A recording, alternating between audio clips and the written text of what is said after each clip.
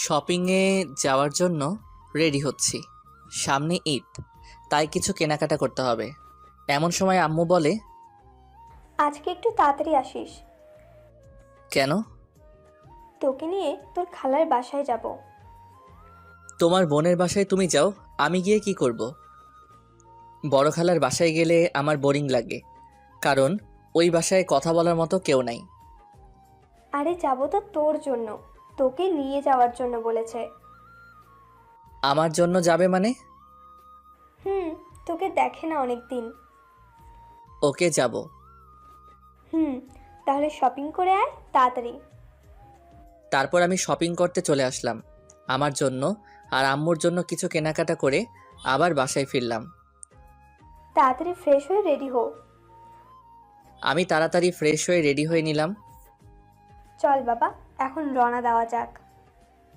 1 ঘন্টা পর খালার বাসায় এসে পৌঁছালাম। আরে বাবা মেহেদি, আসলে তাহলে আমাদের বাসায়? কতদিন হলো তোমাকে দেখি না, অনেক শুকিয়ে গেছো। অসুস্থ ছিলাম যে, এর জন্য শুকিয়ে গেছি। মনে মনে বলি, আমি মোটা ছিলাম কবে যে শুকাবো। ভিতরে যেতে বলবা না? বাইরে আর কত দাঁড়িয়ে থাকবো? আসো ভেতরে আসো, বিশ্রাম নাও তোমরা, আমি তোমাদের জন্য নাস্তা নিয়ে আসছি। নাস্তা শেষ করে আমি একটু ঘুরতে বের হলাম। আর খালার বাসার কাছে সুন্দর একটা জাদুঘর আছে, এটা আমার পছন্দের। জাদুঘরের ভিতরে প্রবেশ করার পর আমি পাশের কক্ষে কয়েকজন মেয়ের কণ্ঠ শুনতে পাই। তারপর আড়াল থেকে লুকিয়ে দেখি সুন্দরী একটা মেয়ে হাসতেছে, চুলগুলি বাতাসে উঠতেছে। মেয়েটার ঠোঁটের নিচে একটা তিলও আছে। অপরূপ সুন্দরী মেয়ে, নীল শাড়িতে একদম পরীর মতো লাগতেছে। প্রথম দেখেই পাগল হয়ে গেলাম। ইচ্ছে করছে এখনই গিয়ে বলে দেই আমি তোমাকে ভালোবাসি পড়ি। হঠাৎ করে কে যেন আলিফা বলে ডাক দিল, আর তারপরই মেয়েটা হাওয়া হয়ে গেল। চারিদিকে অনেক খুঁজেও পেলাম না। ধুর, পরিচয়টাও হলো না। মনটা নিমিষেই খারাপ হয়ে গেল। অতপর আমি আবার ফিরে আসলাম খালার বাসায়। কি রে মেহেদি, তুই কোথায় ছিলি? ও, আপনাদের তো আমার পরিচয় দেওয়া হয় নাই। আমার নাম মাসুদুর রহমান মেহেদি। আমি মেরিন ইঞ্জিনিয়ারিংয়ে পড়তেছি, ফাইনাল ইয়ার। জি আম্মু, আমি একটু কাপাসাটিয়া মুক্তি সংগ্রাম জাদুঘরে ঘুরতে গিয়েছিলাম। ভালো করেছো, ঘুরলে তোমার মনটা ভালো থাকবে। আর ওই জাদুঘর অনেক সুন্দর। আমাকে সাথে নিয়ে যেতে পারিস নে, আমিও একটু ঘুরে আসতাম। তুমি যে যাবে সেটা তো জানতাম না। মনে মনে ভাবছি তোমাকে নিয়ে গেলে হয়তো পরীর দেখা পেতাম না আমি। আচ্ছা তোমরা ডিনার করবে, আসো। খাওয়া দাওয়া শেষে আমি একটু টিভি দেখে ঘুমাতে গেলাম। আমার ঘুম আসছে না, চোখ বন্ধ করলেই সেই পরীর চেহারা ভেসে ওঠে। আমি যে পরীর প্রেমে পড়ে গেছি। এই মেহেদি, কয়টা বাজে হ্যাঁ? এখনো যে ঘুমাচ্ছিস ষাঁড়ের মতো? তাড়াতাড়ি উঠে ফ্রেশ হয়ে ব্রেকফাস্ট করতে আয়। মনে মনে এই রে পরীকে নিয়ে ভাবতে ভাবতে কখন ঘুমিয়ে গেছি মনেই নাই। আচ্ছা আম্মু, তুমি যাও, আমি আসতেছি। তারপর ফ্রেশ হয়ে ব্রেকফাস্ট করতে চলে আসলাম। আম্মু আর খালাকে কি বিষয় নিয়ে যেন গুনগুন করতে দেখলাম। আমাকে দেখেই থেমে গেল। ঘুম হয়েছে রাতে? হ্যাঁ খালা। কথা বলতে বলতেই ব্রেকফাস্ট শেষ। বাবা শোন, আজ তোকে নিয়ে তোর খালার ননদের বাসায় ঘুরতে যাব, রেডি হয়ে নে। কিছু না ভেবেই আমিও সম্মতি দিয়ে দিলাম। কি রে, আর কত সময় লাগবে তোর? এই তো আম্মু, হয়ে গেছে, বের হও এখন। ওকে বাবা, চল। কিছুক্ষণ পর আমরা খালার ননদের বাসায় এসে পৌঁছালাম। খালার ননদকে সালাম দিলাম। আসো বাবা, ভিতরে আসো। সেই কতদিন আগে যে তোমাকে দেখেছিলাম, মাশাল্লাহ, অনেক সুন্দর হয়ে গেছো। লজ্জা পেলাম, কিছু বললাম না। তারপর আম্মু, খালা আর ওই আন্টি একসাথে অন্য রুমে চলে গেল, আমি একা রয়ে গেলাম। কিছুক্ষণ পর আম্মু আসলো। বাবা, তোকে এই বাসায় কেন আনছি জানিস? ঘুরতে নিয়ে আসছো, এই তো? না, ঘুরতে নিয়ে আসিনি, তোর জন্য মেয়ে দেখতে আসছি। কি বলতেছো তুমি? পাগল হয়ে গেছো নাকি? আমি এখনো স্টুডেন্ট। আমি কি এখন বিয়ের উপযুক্ত নাকি? হ্যাঁ, আমি কি খাবো বিয়ের পর বউকে? তাছাড়া আমার একজনকে ভালো লাগে, প্রথম দেখাতে প্রেমে পড়ে গেছি। কে সে? চিনিস তাকে? না, চিনি না। জাদুঘরে দেখেছি, এক পলক আর দেখেই প্রেমে পড়ে গেছি। তাহলে ভুলে যা, আর তোর বড় খালার এই ননদের মেয়ের সাথেই বিয়ে দিব। কোনো কথা বলতে পারবি না, বড়দের উপর কোনো কথা নেই। তাহলে আমার পরীর কি হবে? জীবনের প্রথম প্রেমে পড়লাম আর সেটাও কি অপূর্ণ থেকে যাবে? আবার হুট করে বিয়ে? হ্যাঁ, হুট করি, কারণ মেয়েটা অনেক সুন্দরী, গুণবতী মেয়ে। আর মেয়েটি তোকে ঠিক করতে পারবে, কারণ ও তোর 3 মাসের বড়। তুই ওর উপর জোর প্রয়োগ করতে পারবি না। কি? একে তো হুট করে বিয়ে, তার উপর আবার সিনিয়র। আমার জীবনটা তেজপাতা করে দিবে। চুপ করে বসে থাক, ওরা মেয়েকে নিয়ে আসবে। আধা ঘন্টা হয়ে গেল, এখনো মহারানীর আসার কোনো খবর নাই। না জানি কত আটা ময়দা মাখতেছে। চুপ কর হারামজাদা, ও এমনিতেই অনেক সুন্দরী, মেকআপ করতে হয় না। আচ্ছা, মানলাম। অতঃপর ৪৫ মিনিট পর মহারানীর আগমন। লম্বা ঘোমটা দিয়ে আসছে, দেখার কোনো উপায় নাই। এসেই আম্মুকে পায়ে ধরে সালাম করে নিল না তো? আমার মাকে আমার কাছ থেকে কেড়ে নিল। বেঁচে থাকো মা, এখন লম্বা ঘুমটাটা সরাও, আমি আমার ছেলের হবু বউকে দেখি। মেয়েটি ঘোমটা সরিয়ে নিল। এ কি দেখছি? মাথা ঠিক আছে তো? না একটা চিমটি কেটে দেখি এটা বাস্তব না সত্য। উফ, অনেক জোরে চিমটি কেটেছি, ব্যথা পাচ্ছি। তাহলে তো এটি কোনো স্বপ্ন নয় রে বালক মেহেদি, এ তো আমার সেই জাদুঘরের হারিয়ে যাওয়া পরী। আর আম্মু ওর সাথে আমার বিয়ে ঠিক করছে। ব্যাপারটা মেঘনা চাইতে বৃষ্টির মতো। পরীকে নীল শাড়িতে যা লাগতেছে, পুরাই মাথা নষ্ট আমার। ইচ্ছে করছে বিয়ে করে এখনই পরীকে নিয়ে হানিমুনে চলে যাই। উফ, পিঠে চিমটি কাটে আবার কে? এই হারামজাদা, কি হয়েছে তোর? হা করে তাকিয়ে আছিস? কি হবে? হ্যাঁ, কিছু না তো, আমি ঠিক আছি। ইস, সবাই কি বুঝে ফেললো নাকি যে আমি পরিরূপের মায়ায় ডুবে গেছিলাম? মাশাআল্লাহ, অনেক সুন্দর লাগতেছে আজকে আলিফাকে। সুন্দর তো লাগবেই খালা, বউটা যে আমার, আহা, ভাবতেই কত ভাল লাগে। আচ্ছা মিনারাপা, আপনারা কিছু বলছেন না যে? আমার মেয়েকে কি পছন্দ হয় নাই? এই পরীকে কার না পছন্দ হবে? আর হ্যাঁ, আপনাদের একটা কথা বলি, মিনারা হচ্ছে আমার আম্মুর নাম। ওদিকে আম্মু বলছে পছন্দ হবে না কেন? এরকম রূপবতী মেয়েকে পছন্দ না হওয়ার কোনো কারণই নেই। আম্মু আমাকে উদ্দেশ্য করে বলে, কি রে, তোর পছন্দ হয়েছে? তুমি আমার মা, আর তোমার পছন্দই আমার পছন্দ। একটু ভাব নিয়ে বললাম, কারণ একটা মেয়ে যখন জানতে পারে যে একটা ছেলে তাকে অনেক ভালোবাসে, তার প্রতি দুর্বল, তখন মেয়েটা ছেলেটাকে পাত্তাই দেয় না। আলহামদুলিল্লাহ মিনারাপা, আপনার ছেলে যখন রাজি তখন বিয়ের দিন তারিখটা পাকা করে ফেলা যায়। অবশ্যই, আসছে শুক্রবারেই তাহলে পবিত্র কাজটা করা উচিত, যদি আপনাদের কোনো সমস্যা না থাকে। আরে না আপা, কোনো সমস্যা নাই, তাহলে আসছে শুক্রবারই বিয়ে। আহা, আমার এত ভালো লাগে কেন? আমার ক্রাশ আমার বউ হবে, বাহ, ভাবতেই কেমন যেন লাগে।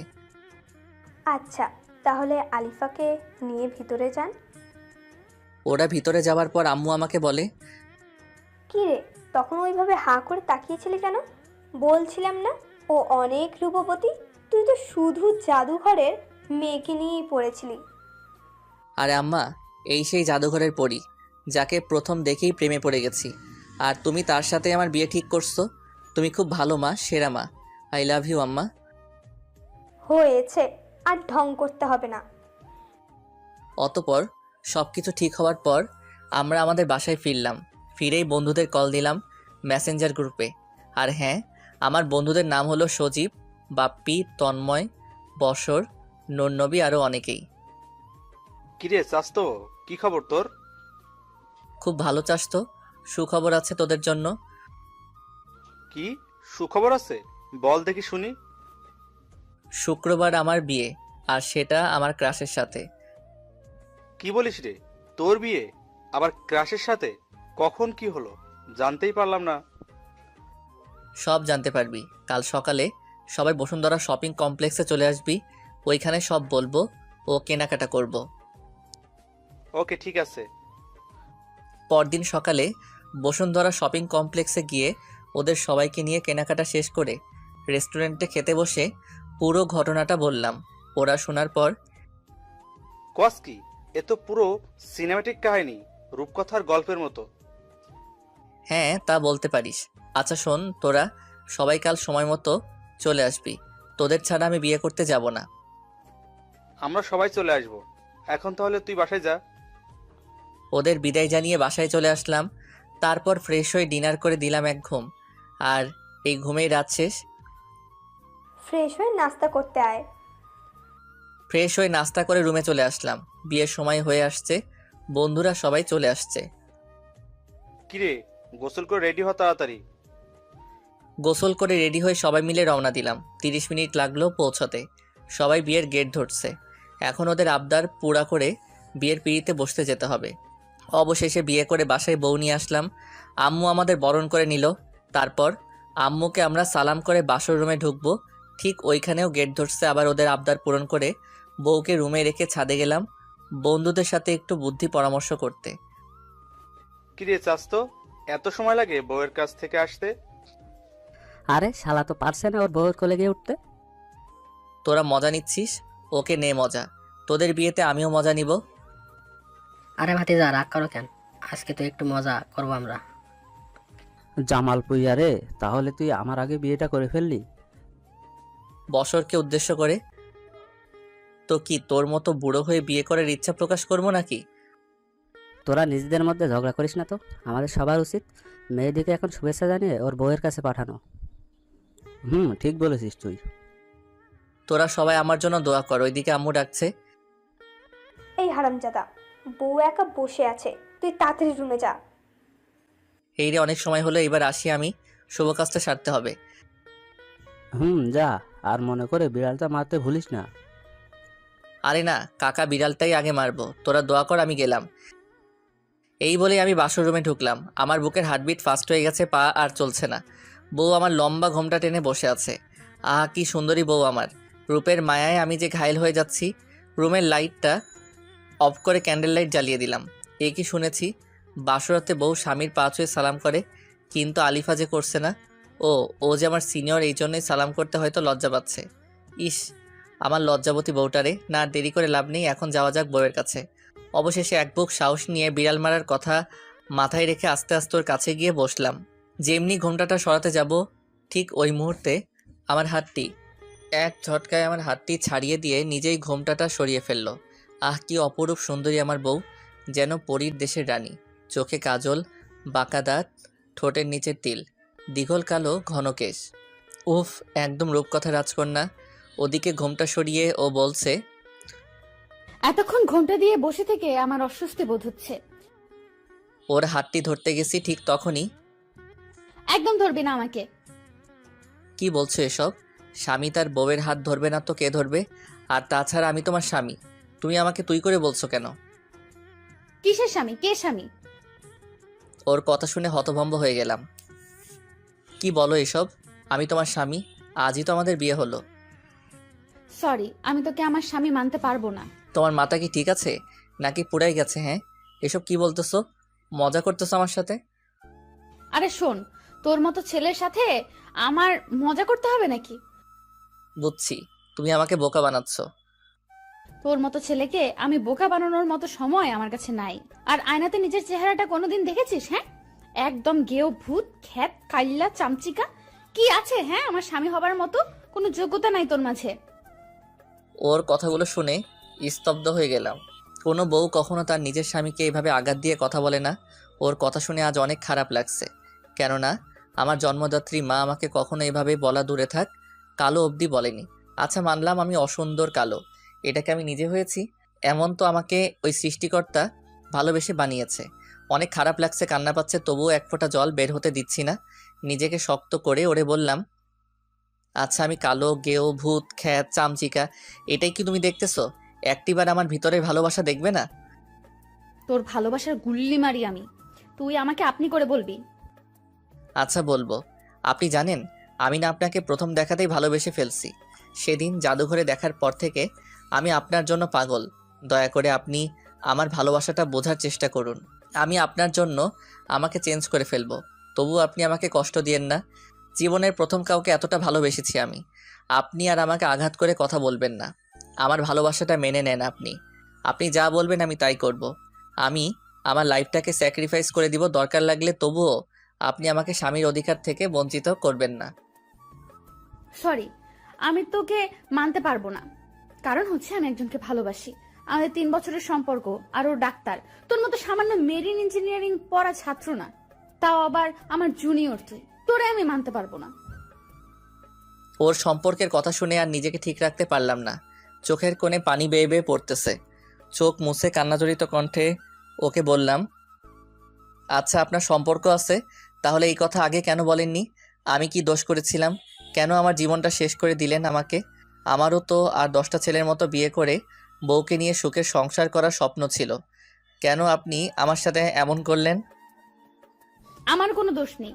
আমি কেন তোর মতো ছেলেকে স্বেচ্ছায় বিয়ে করতে যাব? আমার মা আমাকে বলেছে বিয়ে করতে, আর মা ডাক্তারকে মানবে না, তাই আমাকে এত তাড়াতাড়ি হুট করে তোর সাথে বিয়ে বসতে বাধ্য করেছে। আচ্ছা বুঝলাম সব। এখন তাহলে আমার কি হবে? আমি কোন স্বপ্ন নিয়ে বাঁচবো? তোর কি হবে সেটা তো আমি জানি না, সেটা তুই জানিস কি করবি। পারলে তুই রিলেশন করে বিয়ে করে নিস। আর হ্যাঁ, তুই কখনো আমার কাছে স্বামীর অধিকার চাইবি না, আমার কাছেও আসবি না। আমাকে কি মনে হয় আপনার কাছে? হ্যাঁ, ভালোবাসা এতই সস্তা নাকি যে আজকে আপনাকে ভুলে গিয়ে কালকে অন্যজনের সাথে রিলেশন করে বিয়ে করে ফেলবো? আমি আপনাকে ভালোবাসতাম, ভালোবাসি, আর ভবিষ্যতেও বাসবো, কিন্তু কখনো আপনার কাছে ভালোবাসা চাইবো না, কথাটি বলে দিলাম। আর এটাও শুনেন, আপনি নিজেই একদিন আমার কাছে আসবেন, ভালোবাসা ভিক্ষা চাইবেন, কিন্তু সেদিন আমি পাথর হয়ে যাব, ফিরিয়ে দিব আপনাকে, কিন্তু ভালোবাসবো ঠিকই আপনাকেই। একা জীবনটা কাটিয়ে দিব, তবুও ভালোবাসা চাইবো না। আর বললেন না আপনার কাছে যেন স্বামীর অধিকার নিয়ে না যাই। আরে শুনেন, আমি আপনাকে কোনোদিন টাচও করব না। আর যারে ভালোবাসেন তাকে নিয়ে সুখী হয়েন। ডিভোর্স দিয়ে দিব আপনাকে, চাইতেও হবে না। ডাক্তারের ভালোবাসা সত্যি হলে আপনি আমার বউ হবার আগেই ডাক্তার আপনাকে বিয়ে করে নিতে পারতো। আপনি একদিন বুঝবেন আর কাঁদবেন, যেমন আজ আমি কাঁদতেছি। আচ্ছা, আর ফালতু বকিস না তো। তুই বসে বসে স্বপ্ন দেখ এই দিনের আশায়, আর ডিভোর্স তুই কি দিতে চাইবি? আমি নিজেই তোকে ডিভোর্সের জন্য বলতাম। তোকে আমার একদমই সহ্য হয় না। এখন ঘুমাবো একটু শান্তিতে। তুই আবার কোনো সুযোগ নিতে আসবি না। আমাকে টাচ করলে তোর আম্মুকে তোর নামে মিথ্যা অপবাদ দিব। ওকে যান, আপনি ঘুমান, আর আপনি নিশ্চিন্তে থাকেন, আপনাকে একটি ফুলের টোকাও দেয়া হবে না। আমি কিভাবে ঘুমাবো যদি তুই আমার সাথে একই খাটে ঘুমাতে চাস? আপনার সাথে আমি ঘুমাবো, পাগল হইনি আমি, বুঝছেন? আপনি খাটে ঘুমান, আমি সোফায় ঘুমাবো, নিচে ডাইনিং রুমে। না, নিচে ডাইনিং রুমে না, তাহলে সবাই সন্দেহ করতে পারে। আজব, তাহলে আমি কোথায় ঘুমাবো? তুই এই রুমেই বালিশ নিয়ে ফ্লোরে ঘুমাবি। আচ্ছা আপনি ঘুমান নির্ভয়ে। ওকে, তুইও ঘুমা। শুভরাত্রি। শুভরাত্রি বলেই উনি ঘুমিয়ে গেল। কচু রাত্রি। আমার সবাই বিয়ের প্রথম রাতে বউয়ের ভালোবাসা উপভোগ করে, আর আমার কিনা ডিভোর্সের কথা শুনতে হয়। কত স্বপ্ন ছিল এই বাসর রাতকে নিয়ে, আর হয়ে গেল কি? এটাই আমার কপাল। এসব ভাবতে ভাবতেই আলিফার ঘুমন্ত মুখখানির দিকে চোখ পড়তেই আমি আবার ক্রাশ খেয়েছি। একটা মেয়ে এত সুন্দরী কিভাবে হয়?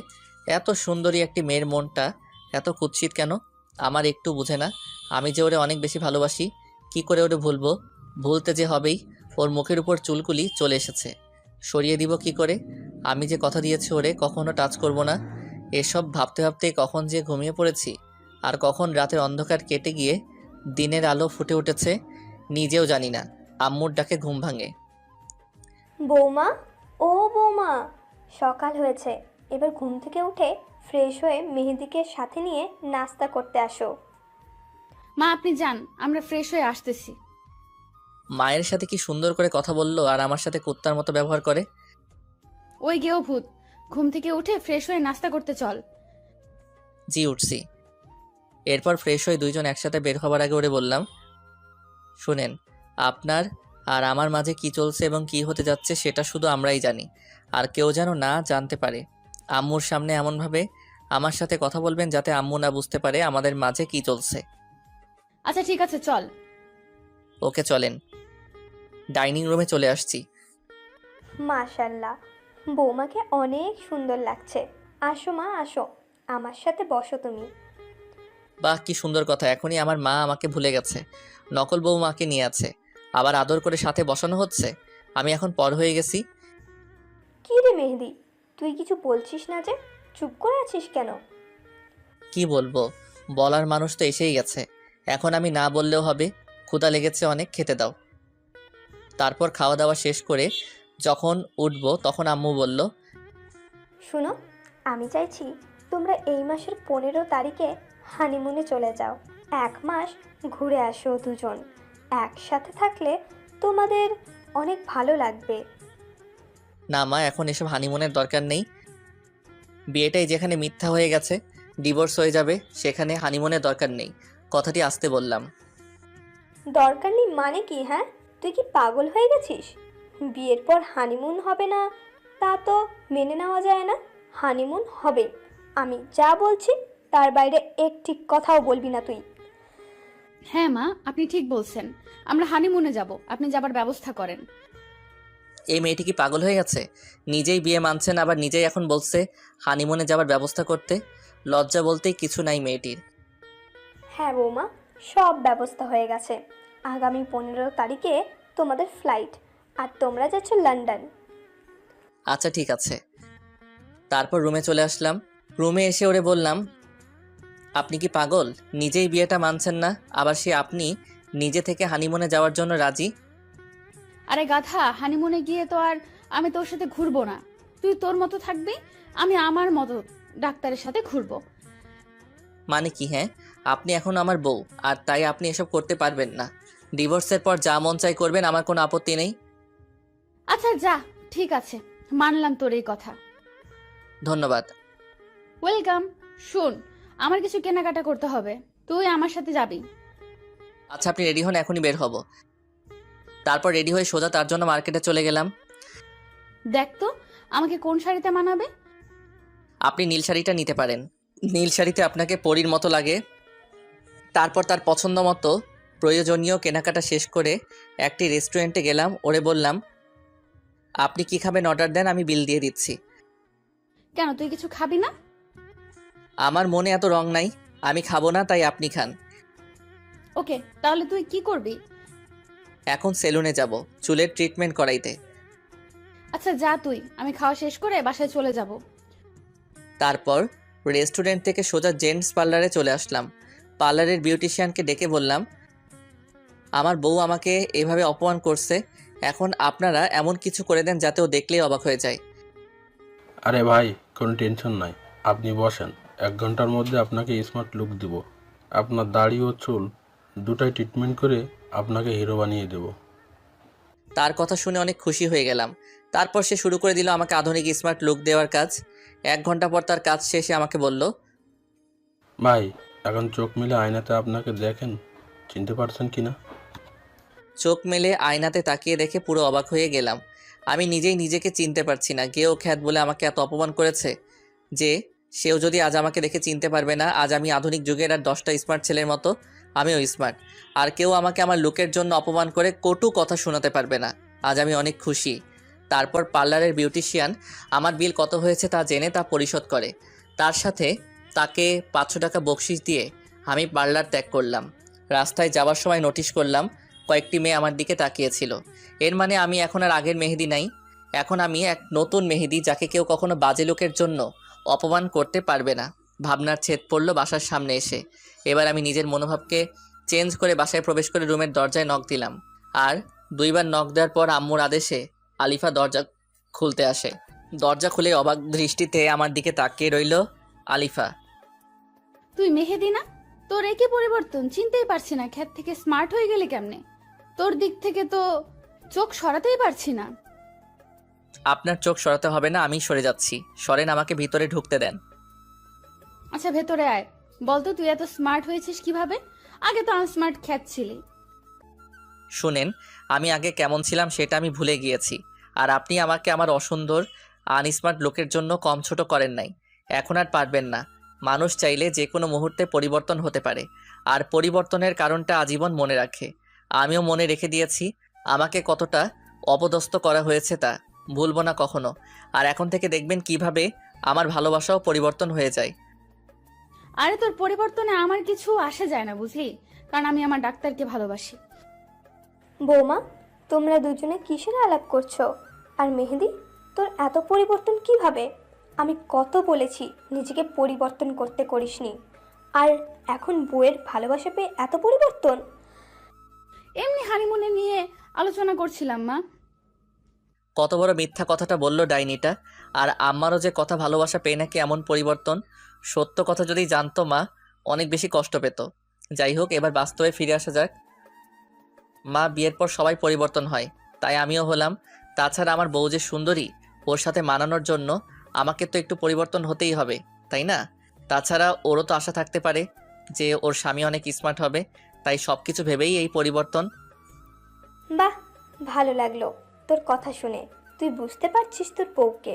আচ্ছা, এখন আর বাবা, খেয়ে বিশ্রাম কর। আচ্ছা আম্মু, আমরা ফ্রেশ হয়ে আসছি। তারপর ফ্রেশ হয়ে রাতের খাবার খেয়ে রুমে চলে এলাম। শোন, আজকে চাইলে তুই বিছানায় থাকতে পারিস, অসুবিধা নেই। তার আর কোনো দরকার নেই, আমার কোনো চাওয়া নেই। সকল চাওয়া পাওয়াকে মাটি দিয়ে দিছি। আমি চাই না কারোর সাথে ঘুমোতে। নিচে থেকে বললাম তো, তাই দাম দিলি না। ওকে যা, ফ্লোরে ঘুমা। জি, আপনি বিছানায় আরাম করে নির্ভয়ে ঘুমান, আমি ফ্লোরেই ঘুমাবো। ওকে, গুড নাইট। দরদ দেখাতে আসছে আমাকে, চাই না কেউ আমার প্রতি দরদ দেখাক। নিজে তো আরাম করে ঘুমাচ্ছে, কষ্ট হচ্ছে আমার। নিজের বাড়ি আর নিজের কিনা বিছানা রেখে ফ্লোরে ঘুমাতে হয়, একেই বলে কপালের নাম গোপাল। যাই হোক, ঘুমিয়ে পড়ি। সকালবেলায় এই মেহেদি, ঘুম থেকে উঠবি না, সকাল হয়ে গেছে তো। কি হয়েছে? হ্যাঁ, কেবলই তো ঘুমিয়েছি, বিরক্ত করবেন না যান। আর চোখে পরীকে দেখে নিলাম। ভেজা খোলা চুলের ঘ্রাণে আমি মাতাল হয়ে যাচ্ছি। অপরূপ সুন্দর লাগছে ওকে। দূর, কি ভাবছি এসব, ওরে নিয়ে এত ভেবে লাভ নেই। এখন ফ্রেশ হয়ে আসি। ফ্রেশ হয়ে সরাসরি নাস্তা করতে চলে গেলাম। আমার সামনে বসছে আলিফা। আমি খাওয়ার পাশাপাশি ওকেও দেখছি। বিষয়টা ও বুঝতে পারে।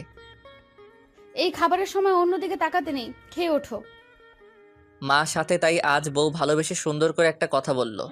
এতদিনের বিবাহিত জীবন অতিবাহিত করার পর মাকে দেখানোর জন্য বলা হলেও এতেই আমি ভালোবাসা খুঁজে নিয়েছি। খাওয়া শেষে মা বলল, তোমরা সব কিছু গুছিয়ে ফেলো, আজ বিকালেই তোমাদের হানিমুনের ফ্লাইট। ওয়াও মা, এটা তো খুশির কথা। আমি এক্ষুনি যাচ্ছি সবকিছু গোছাতে। এই তুমিও আসো, আমাকে হেল্প করবে। আমাকে উদ্দেশ্য করে বলল কথাটা। আচ্ছা চলো। মনে মনে ভাবছি বউটা এত ভালো হলো কেমনে।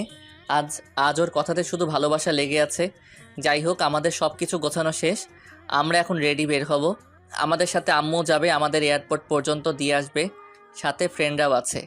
অবশেষে 1 ঘন্টা পর আমরা এয়ারপোর্টে এসে পৌঁছালাম। এই নে বাবা, তোদের দুজনের টিকিট, সাবধানে রাখ, আর গিয়ে পৌঁছালেই জানাবি। আচ্ছা মা, আমাদের জন্য দোয়া করবে। সাবধানে যাস, আর কোন দরকার পড়লে জানাতে ভুলবি না। আর হানিমুন থেকে আসার সময় সুখবরটাও নিয়ে আসবি। আচ্ছা, তোমরা সবাই ভালো থাকো। আর মা, তুমি নিজের প্রতি খেয়াল রাখবে, ঠিক মতো ওষুধগুলো খাবে। কোনো কিছু দরকার হলে আমার বন্ধুদের বলবে। আর শোন বন্ধু, তোরাও ভালো থাকিস আর দোয়া করিস। এই বলে সবার কাছ থেকে বিদায় নিয়ে আমরা দুজন প্লেনে আমাদের সিটে গিয়ে বসলাম। আজ তোমাকে অনেক সুন্দর লাগছে। সবাই হা করে তাকিয়ে আছে, আমার দেখে সহ্য হচ্ছে না। তুমি জানলার পাশে এসে বসো। হুট করে আমার প্রতি এত প্রেম কোথা থেকে আসলো? আর ওরা তাকালেই আপনার কি? আপনি তো আমাকে মানেন না আপনার স্বামী হিসেবে। এটা বুঝবে না তুমি। একটা মেয়ে একটা ছেলেকে ভালো না বাসলেও সেই ছেলের সাথে অন্য কাউকে সহ্য করতে পারে না।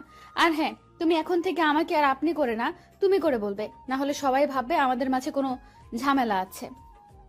আচ্ছা ঠিক আছে, আপনি যা বলেন তাই হবে। আপনি যা বলেন মানে কি? হ্যাঁ, তুমি বলবা। ওকে, তুমি যা বলো। তারপর প্লেন উঠতে শুরু করলো। এদিকে এক সুন্দরী এয়ার হোস্টেস এসে আমাকে বলল, এই যে শোনেন, আপনি তো মেহেদি, আর উনি আপনার স্ত্রী আলিফা সোহাব। হ্যাঁ, কি বলবেন বলেন। আলিফাকে দেখিয়ে সুন্দর করে বললাম, আলিফা তো জ্বলে পড়ে মরছে, আমার অনেক ভালো লাগছে। জি, আপনাদের সিট বেল্ট লাগান। আর এই যে আপনাদের নাস্তা খেয়ে নিন, আর যে কোনো প্রয়োজনে আমাকে ডাকবেন।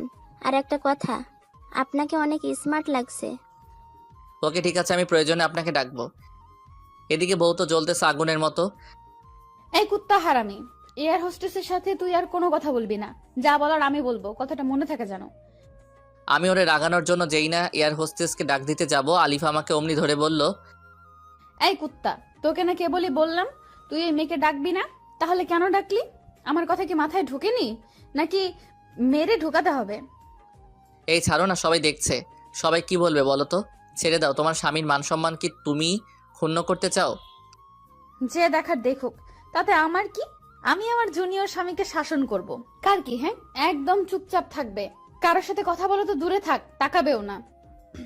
আচ্ছা জহুকুম মহারানী, আমি আর কারো দিকে তাকাবো না, শুধু আমার এই পরীর দিকে অপলক দৃষ্টিতে তাকিয়ে থাকবো আর তোমার রূপের মুগ্ধতায় নিজেকে ডুবিয়ে নিব। এই যাও তো দুষ্টু, এভাবে বলবেন, আমার লজ্জা লাগে, আর পরে তোমার প্রেমে পড়ে যাব। ওর হাতটি ধরে বললাম, সমস্যা নাই তো, স্বামীর প্রেমে তো স্ত্রী পড়বে। কিন্তু আমি যে ডাক্তারকে ভালোবাসি, ওরে ভুলতে পারবো না আমি। আমি তোমাকে এত বেশি ভালোবাসা দিব যে তুমি ডাক্তারকে ভুলে গিয়ে আমার ভালোবাসায় ডুব দিতে চাইবে। আচ্ছা দুষ্টু, এখন চুপচাপ করে বসো। এয়ার হোস্টেস আপু, দয়া করে একটু এদিকে আসবেন। জি ম্যাম, বলুন। আপনি এখন থেকে যা কথা বলার আমার সাথে বলবেন, আমার স্বামীর সাথে কোনো কথা বলতে হবে না। কিন্তু ম্যাম। কোনো কিন্তু নেই, আমি যা বলছি তাই করবেন। কথাটা ভালো করে মাথায় ঢুকিয়ে নেই। আচ্ছা ম্যাম, ঠিক আছে। তুমি এভাবে না বললেও পারতে। আমি কিভাবে বলবো না বলবো সেটা তোমার বলে দিতে হবে না। চুপ করে বসে থাকো আমার দিকে তাকিয়ে। আচ্ছা, ব্যাপারটা বুঝছি না, ও কি প্রেমে পড়লো আমার? হঠাৎ করে এত ভালোবাসা কেন দেখাচ্ছে? যাই হোক, আমি এত কিছু ভাবতে পারবো না, বরং ওর দিকে তাকিয়ে ওর রূপের মুগ্ধতায় ডুবে যাই। অতপর 3 ঘন্টা শেষে প্লেন অবতরণ করলো।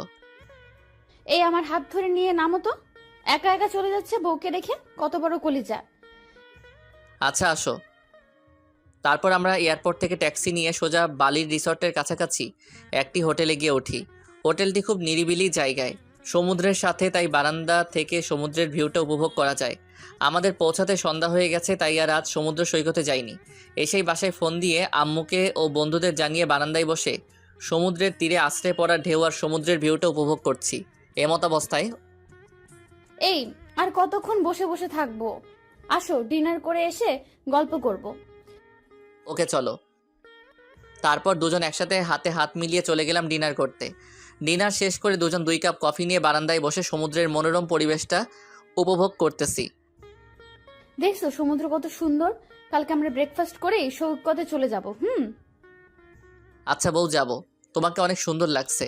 তোমার চোখের ল্যাপটানো কাজল, দীঘল কালো কেশ, ঠোঁটের নিচের তিল আমাকে কিল করে নিচ্ছে। তোমার চুলের ঘ্রাণে আমি মাতাল হয়ে যাচ্ছি। আমার ইচ্ছে করছে আজ তোমার মাঝে ডুবে যেতে। ইস, এভাবে বলিও না। আসো, আজ তোমাকে আমি আমার করে নিব। আজ আমার খুব ভালো লাগছে। আজ আমি আমার বউয়ের ভালোবাসা একদম কাছ থেকে উপভোগ করব। তারপর সোজা চলে গেলাম বেডরুমে। আসো, কাছে আসো। মাতাল হয়ে ওর নেশায় ডুবে যাওয়ার জন্য কাছে চলে গেলাম, একদম কাছে। ওর নিঃশ্বাস আমার মুখে আর আমার নিঃশ্বাস ও মুখের উপর পড়ছে। এই সরো, কিচ্ছু হবে না। আমার পাশে চুপ করে ঘুমিয়ে পড়বে, কোনো দুষ্টুমি নয়। ধ্যাত, ভাল লাগে না। এই সময় কেউ এমন কথা বলে? নিজেই বলল ওর করে নিবে, এখন আবার নিজেই বলে কিনা কিছু হবে না। এটা কেমন ভালোবাসা? ধ্যাত, ভাল লাগে না। ঘুমিয়ে পড়ি, যা হবার কাল হবে। সকালে ওর চিমটি খেয়ে ঘুম শেষ। এই উঠো, ফ্রেশ হয়ে নাস্তা করে বিচে যাব। আচ্ছা আমি আসছি ফ্রেশ হয়ে। আর এত জোরে কেউ চিমটি দেয় নাকি? অনেক লাগছে। এইটুকুতেই লাগছে, আরো ব্যথা অপেক্ষা করতেছে। জাস্ট ওয়েট মেহেদি, ওয়েট। কি বিড়বিড় করতেছো? কিছু না, ফ্রেশ হয়ে আসো। ফ্রেশ হয়ে নাস্তা করে দুজনে বালির একটি কফি শপে গেলাম। এখানে অনেক ভালো কফি পাওয়া যায়, যা বিশ্বের সেরা মানের কফি, এবং এখান থেকে এগুলো সাপ্লাই দেওয়া হয়। আর এই কফি এক জাতের পচা মাছের থেকে বানানো হয়। এটি শুনে আমার আর কফি খেতে ইচ্ছে করছে না, তবু এখানে আসছি, আর এখানে নামকরা কফি না খাইলে তো হবে না। তারপর দুজনে কফি খেয়ে বিচের দিকে রওনা দিলাম। দেখছো বিচটা কত সুন্দর, পানি একদম ফ্রেশ, নিচের বালি দেখা যাচ্ছে, এত পরিষ্কার। এই চলো না একটু দুজনে ভিজে গোসল করে যাই। না, এখানে না, এখানে সবচেয়ে আকর্ষণীয় পিঙ্ক বিচে গিয়ে ভিজবো। আচ্ছা চলো তাহলে আমরা পিঙ্ক বিচেই যাই। তারপর আমরা একটি স্পিড বোটে করে পিঙ্ক বিচে গেলাম। ওয়াও, জোস, কত সুন্দর বিচ, একদম পিঙ্ক। আর এই জন্য এই বিচের নাম পিঙ্ক বিচ। ওকে চলো, সুইম কস্টিউম পরে আমরা সাঁতার কাটবো। ওকে। তারপর দুজনে সুইম কস্টিউম পরে পানিতে নেমে পড়লাম। অনেক ভালো লাগছে আমার আজকে। এই চলো না আমরা এই পাশে যাই, এই পাশে মানুষ আছে, ওই পাশে কেউ নেই। নিশ্চয়ই ওই পাশের পানি আরো বেশি পরিষ্কার। আচ্ছা চলো। আমরাই শুধু, আর কেউ নাই এখানে। সাগরের উত্তাল ঢেউ আশ্রে পড়েছে বিচে। ভিউটা জোস, আর সাথে সুন্দরী বউ, সব মিলিয়ে নিজেকে সিনেমার হিরো মনে হচ্ছে। এই আমি একটু ঝিনুক কুড়াবো, আমার অনেক শখ এটি। আচ্ছা যাও। আমি সাঁতার কাটতে লাগলাম। থাকতে থাকতেই হুট করে একটি বড় ঢেউ এসে আমাকে ভাসিয়ে নিয়ে তীরে ফেললো। তারপর আমি মাথা উঁচু করে দেখি 5জন বখাটে গুন্ডা টাইপের লোক আমার সামনে দাঁড়িয়ে। আমি উঠে যেতে লাগলেই একজন কাঁধে হাত রেখে বলে, কোথায় যাবেন ভাই? আমার বউকে নিয়ে এখন হোটেলে ফিরবো। কেন জানি তাদের আমার সুবিধার মনে হচ্ছে না, তাই চলে যেতে চাইলাম। ভাই আপনি মনে হয় ভুলে গেছেন, এখানে কেউ আসলে আর ফিরে যেতে পারে না। কথাটি শুনেই আমার গা শিউরে ওঠে। চুপসে যাওয়া কণ্ঠে বললাম, কি বলছেন ভাই? যেতে পারবো না? কেন আসছি? যখন তখন যেতেও পারবো। সিগারেটে জোরে টান দিয়ে আমার মুখে ধোয়া ফু দিয়ে বলল, এই বিষ পিং বিষ হলেও আজ তোর জন্য এই বিষ ডেড বিষ। বুঝতে আর দেরি হলো না, এরা গুন্ডা আমাকে ফেলে হয়তো আমার বউকে নিয়ে চলে যাবে। আমি এদিক ওদিক তাকিয়ে দেখি আলিফা কোথাও নেই। আমি অনেক ভয় পেয়ে যাই। আমি পালানোর চেষ্টা করার আগেই হায়নার দল আমার উপরে ঝাঁপিয়ে পড়ল। প্রাণপণে চেষ্টা করলাম নিজেকে বাঁচানোর জন্য, কিন্তু পেরে উঠলাম না 5 জনের সাথে। অনেকক্ষণ মারার পর তারা ভাবছে আমি মারা গিয়েছি, তাই বখাটে গুন্ডাদের লিডার করে যেন ফোন দিয়ে আসতে বলল। কিছুক্ষণ পর আমি যা দেখলাম তা দেখার জন্য আমি মোটেও প্রস্তুত ছিলাম না। দেখলাম আলিফা একটি লোকের সাথে হাসতে হাসতে এই গুন্ডাদের কাছে আসলো। লোকটি আর কেউ না, আলিফার প্রেমিক ডাক্তার নিলয়। কাজ খতম হয়েছে? হ্যাঁ বস, আপনি যেভাবে বলেছেন সেভাবেই করেছি। আহারে বেচারা, কি ভয়ঙ্কর মৃত্যুটাই না দেখতে হলো। 2 দিনের দেখানো মিথ্যা ভালোবাসায় সব ভুলে গেছিল। লাশটাকে এই সমুদ্রে ভাসিয়ে দে, আর নে তোদের পারিশ্রমিক। এসব কি দেখছি, কি শুনলাম আমি? আমার ভালোবাসায় আমার মৃত্যুর কারণ? আমি কি দোষ করেছিলাম? শুধু ভালোবেসেছিলাম। আমি তো নিজেই ওর লাইফ থেকে সরে যেতে চেয়েছি, আর ও কিনা আমাকে এভাবে মিথ্যা ভালোবাসার লোভ দেখিয়ে এভাবে পৃথিবী থেকে সরিয়ে দিচ্ছে। এত নিষ্ঠুর হয় কিভাবে একটা মানুষ? চলে গেল ওরা দুজন, আর বকাটের আমাকে জোরে জোরে লাঠি দিয়ে আঘাত করে আমাকে ভাসিয়ে দিল। তারপর আমার আর কিছু মনে নাই। তারপর হঠাৎ একদিন আমার জ্ঞান ফিরে আসে, আর নিজেকে একটা চারকোনা দেয়ালের মাঝে আবিষ্কার করি। কিন্তু আমি এখানে কি করে আসলাম? কে আমাকে নিয়ে আসলো এখানে? আর আমার তো বাঁচার কথা ছিল না, তাহলে আমি কিভাবে বেঁচে আছি? হয়তো কেউ আমাকে উদ্ধার করে সেবা দিয়ে বাঁচিয়েছে। আল্লাহ চাইনি আমার মৃত্যু। আমার যে ফিরতে হবে, প্রতিশোধ নিতে হবে। কিন্তু আমি তো উঠতে পারছি না, তার মানে কি আমি আর হাঁটতে পারবো না? ভাবতেই দুচোখ বেয়ে জল গড়িয়ে পড়ছে। হঠাৎ করে একজন লোকের আগমন। মাঝবয়সী মাঝারি উচ্চতার, দেখে মনে হচ্ছে ডাক্তার হবে। তার মানে এই ডাক্তার আমার চিকিৎসা করছে। কিছুক্ষণ পর একজন বৃদ্ধ আসলো, আর ডাক্তারকে কি যেন বললো আমি বুঝতে পারলাম না, কারণ আমি বাঙালি আর এরা তো ইন্দোনেশিয়ান, তাই তাদের কথা আমার বোধগম্য নয়। তারপর ডাক্তার কাছে এসে আমাকে ইশারা করলো উঠে বসতে, কিন্তু আমি যে উঠতে পারছি না। এত বাজেভাবে আমাকে মেরেছে ওই হায়নার দল যে আমি উঠতে পারছি না। আমার কোনো হাত পা নাড়াতে পারছি না। আমি কি কখনো সুস্থ হব না তাহলে? আর আমি কবে আমার মায়ের কাছে যাব?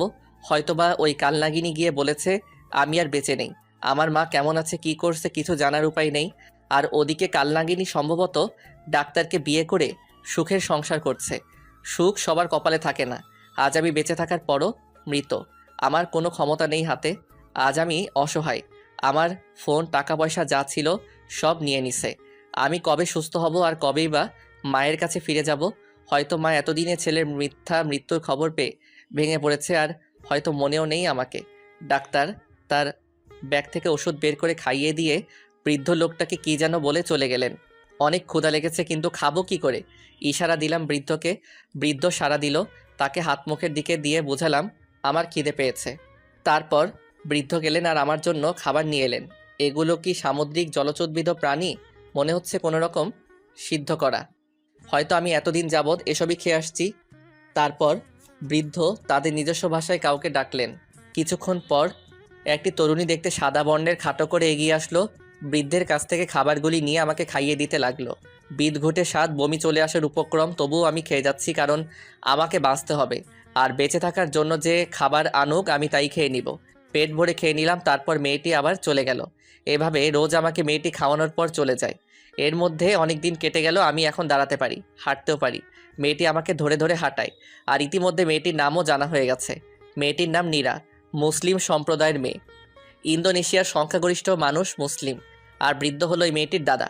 থাকতে থাকতে এই পরিবেশের সাথে অনেকটাই মানিয়ে নিয়েছি, এখানকার ভাষাও রপ্ত করে নিয়েছি। এখন তাদের সাথে আমার ভাবের আদান প্রদান করতে কোনো সমস্যা হয় না। সন্ধ্যা গড়িয়ে রাত হলো। এখন মীরা আসবে আমাকে খাওয়াতে। আসবো ভেতরে?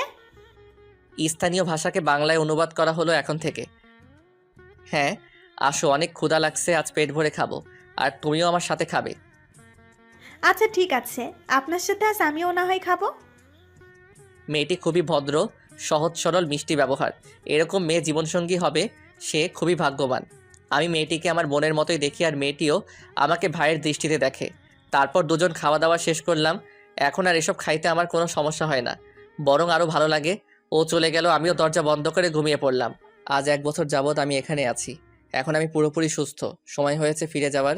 আর এর মধ্যে নীরার দাদাও পৃথিবী ছেড়ে চলে গেছে। নীরার আপন বলতে কেউ নাই, তাই আমি ওরে নিয়ে দেশে ফিরে যাব, কারণ ও আমার জন্য যা করেছে তার ঋণ শোধ করা যাবে না কখনো। তাই ওকে সাথে নিয়ে ঋণের বোঝা কমাতে চাই। দাদা দেশে যাবা কবে? যাবো রে বোন, আগে কাজ করে টাকা জোগাড় করি। হ্যাঁ, যা শুনলেন তা একদম ঠিক। আমি এখন কাজ করি একটি হোটেলে, যা বেতন পাই তা দিয়ে দুজনের জীবন কেটে যায় কোনো রকমে। আর দেশে যাবার জন্য কিছু করে টাকা জমাই। অতপর আরও 6 মাস অতিবাহিত হবার পর আমরা দেশে যাবার জন্য প্লেনের টিকিট সংগ্রহ করেছি। আজ নিজের জঙ্গলি রূপকে পরিবর্তন করে আসছি, আবার সে আগের মেহেদি হয়ে গেছি। দাদা আমার আজ সত্যিই খুব খুশি লাগছে। কেন রে বোন, তুই আজ এত খুশি, কারণটা কি? এই যে দাদা, আজ আমি তোমার সাথে তোমার দেশের তোমার বাসায় যাব। আমার তো কেউ নাই, ছোটবেলায় বাপ মা মারা গেছে অসুখে। দাদার কাছে বড় হয়েছি। তারপর একদিন দাদা তোমাকে সমুদ্র মাছ ধরতে গিয়ে উদ্ধার করে আনে। তারপর থেকে তোমাকে আমি নিজের হাতে খাইয়ে সেবা দিয়ে সুস্থ করে তুলেছি। দাদাও চলে গেল, এখন আপন বলতে তুমি ছাড়া আমার আর কেউ নাই। তোমার সাথে যেতে পারবো, তোমার মাকে নিজের মা করতে পারবো। মায়ের আদর তো পাওয়া হয়নি কখনো, তোমার মায়ের আদর পেয়ে সেটা ভুলে যাব। তাই আজ আমার জন্য অনেক সুখের দিন। পাগলিটা এসব বলে কেঁদে দিয়েছে, বড্ড ইমোশনাল। এই পাগলি, কাঁদছিস কেন? তোর সাথে আমি আছি না, তোকে কখনো কষ্ট পেতে দিব না। তুই যে আমাকে আমার বিপদের সময় রক্ষা করেছিস, আর আমার মা মানে তোর মা। তুই অতীতের সব কষ্ট ভুলে যাবি। আমার মা যখন সব জানবে তখন তোকে অনেক আদর করবে। চোখের পানি মুছে ফেল, আর কাঁদবি না। জানিস না তুই কাঁদলে আমার ভালো লাগে না। দাদা কোথায়? আমি কাঁদছি না তো। দেখো এই যে আমি আজ কত খুশি। এটা তো সুখের কান্না ছিল দাদা, আমি আর কাঁদবো না। এই তো লক্ষ্মী বোন আমার। আচ্ছা দাদা রেডি হও, আমিও রেডি হয়ে আসছি, তারপর 2 ভাই বোন বের হব। আচ্ছা বোন, রেডি হচ্ছি।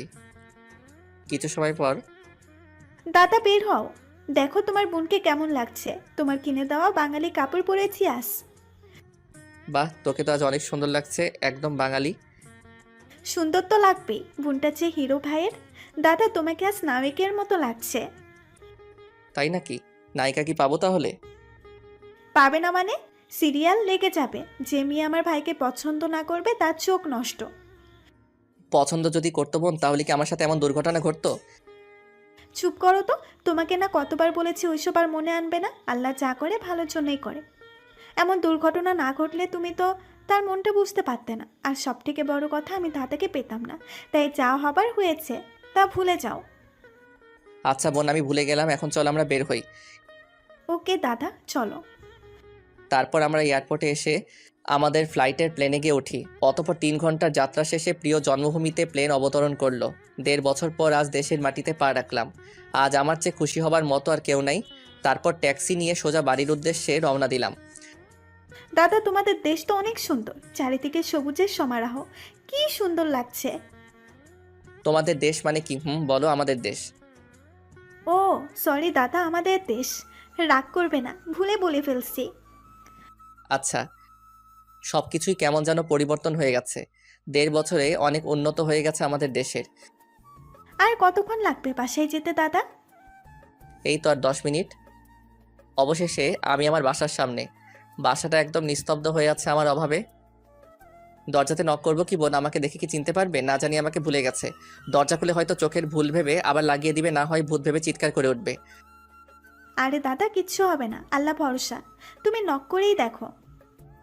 সব ভাবনা ঝেড়ে ফেলে নক করলাম। দরজা খুলে দেখতে আমি অবাক, মনে হলো সামনে আলিফা দাঁড়িয়েছিল। তাহলে আবার কোথায় চলে গেল? আমি ভুল দেখছি হয়তো। দরজার সামনে দাঁড়িয়ে আছে আমার জননী, চেহারার একই হাল, চেনা যাচ্ছে না। পাগলদের মতো হয়ে গেছে। মা আমাকে দেখে বলে, কে? দেখতে তো মেহেদির মতোই লাগছে। কে তুমি বাবা? যা বলেছিলাম তাই হলো। মা আমাকে চিনতে পারছেন না। অবশ্য না চিনতে পারাটাই স্বাভাবিক, কারণ সকলের কাছে আজ আমি মৃত। মা, আমি তোমার ছেলে মেহেদি। আমার ছেলে? আমার ছেলে তো ওপরে চলে গেছে আমাকে রেখে। স্বার্থপর ছেলে, মাকে সাথে নিয়ে যায়নি। মা কিছুতে বিশ্বাস করছে না যে আমি মেহেদি। আমি কি করে মাকে বিশ্বাস করব যে আমি তার সে ছেলে মেহেদি? ও হ্যাঁ, মনে পড়ছে। মা আমাকে নিজে গলায় হার পরিয়ে দিয়েছে ছোটবেলায়। সব কিছু হায়নারা নিয়ে গেলেও ওটা নিতে পারিনি। আমি আস্তে করে শার্টের ভেতর থেকে হারটা বের করে মাকে দেখিয়ে বললাম, দেখো এই হার, তুমি আমাকে তোমার নিজের হাতে পরিয়ে দিয়েছো। এবার তো বিশ্বাস করো আমি তোমার ছেলে। হ্যাঁ, তাই তো, তুই আমার ছেলে বাবা। জড়িয়ে ধরে কপালে চুমু দিল ছোটবেলার মতো করে। জানিস, তোর মৃত্যুর খবর শোনার পর আমি স্ট্রোক করেছিলাম। বেঁচে ফিরবো কখনো ভাবিনি। বৌমা যখন বলেছিল যে সন্ত্রাসীরা তোকে মেরে সমুদ্রে বিশাল ঢেউয়ের সাথে ভাসিয়ে দিয়েছে, তখন আমি কথাটি শুনে স্ট্রোক করেছিলাম।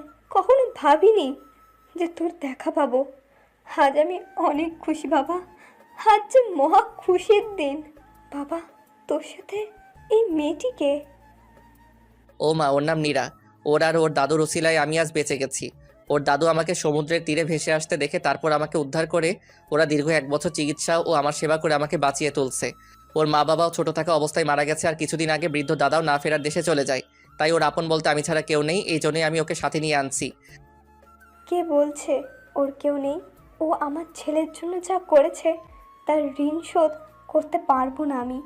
কিন্তু ওরে আমি আজ থেকে আমার নিজের মেয়ে মনে করব। এছাড়া আমার তো কোনো মেয়েই নেই। ভালোই হলো, একটা মেয়ে পেলাম। আমিও ওকে এই কথা বলেছি। কিন্তু ও যে কোনো কথা বলছে না।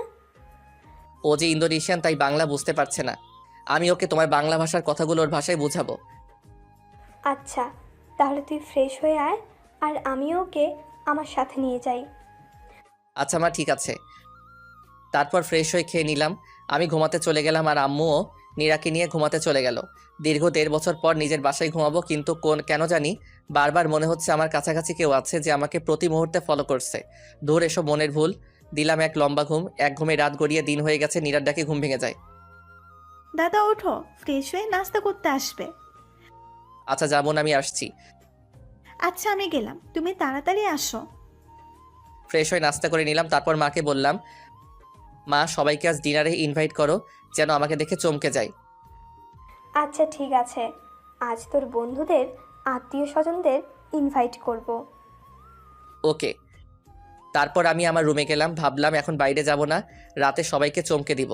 কাল থেকে বের হব, এখন বরং ছাদে যাই, রুমে আর ভালো লাগছে না। তারপর সোজা ছাদে চলে গেলাম। ছাদের যে পাশে কাঠগোলাপের গাছ, ওই পাশে গিয়ে অতীতের সব কথা ভাবতে থাকলাম। আলিফার কথা অনেক বেশি মনে পড়ছে। না জানি কেমন আছে, ভালোই আছে হয়তো ডাক্তারের সাথে, কিন্তু কেন মনে হচ্ছে আমার সাথে কেউ আছে যে আমাকে ফলো করছে।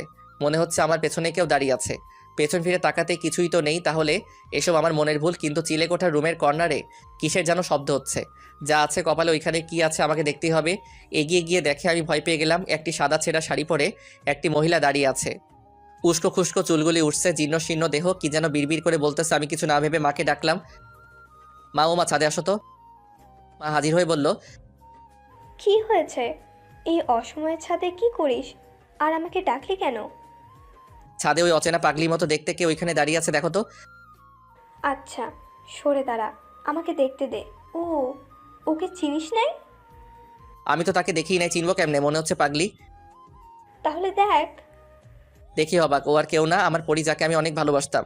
আর আমার ভালোবাসার দুর্বলতাকে পুঁজি করে আমাকে পৃথিবী থেকে বিদায় করে দিতে চেয়েছিল। কিন্তু মা, ওর এই অবস্থা হলো কি করে? তুই কিছুই জানিস না। কি জানি না, আমি খোলাসা করে বলো শুনি। শুন তাহলে, তোর উপর সন্ত্রাসী হামলায় ওর কোনো হাত নেই। যা করার ওই ডাক্তার করেছে। কি বলতেছো? আমি নিজ কানে শুনেছি। ওকে দিয়ে ডাক্তার এসব বলতে বাধ্য করেছে। আর তোকে মারার কোনো ইচ্ছেই ছিল না ওর। তাহলে আমার সাথে এসব ঘটলো কি করে? ও যখন তোর সাথে হানিমুনে যায়, তখন ও আস্তে আস্তে তোর প্রতি দুর্বল হতে থাকে। আর ওই ছেলের সাথে ঠিকমতো কথাও বলে না, ওই ছেলেকে ইগনোর করতে থাকে। আর ছেলেটি এসব মেনে নিতে পারেনি, তাই ওই ছেলেও ইন্দোনেশিয়া চলে যায় আর সন্ত্রাসীদের টাকা দিয়ে কবজা করে, তোর উপর আক্রমণ চালায়।